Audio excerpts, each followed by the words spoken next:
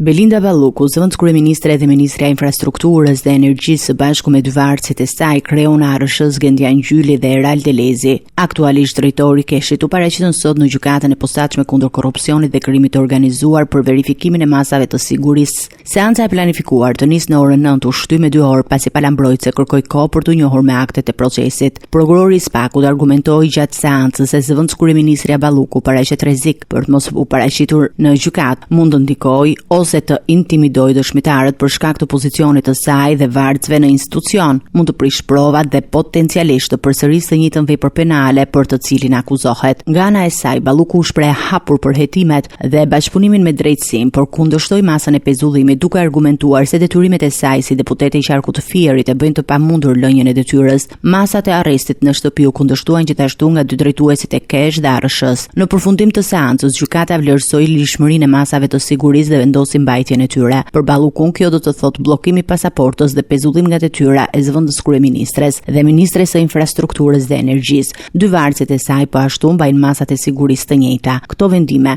janë marrë pas dyshimeve se Balluku ka përcaktuar fituesin në tendera për tunelin e Llogaras në lotin 4 të Unazës së Madhe, duke ndërhyrë dhe mbikëqyrur të gjitha proceset e zhvillimit të garës, çka ka shkaktuar reagime të forta politike dhe mediatike.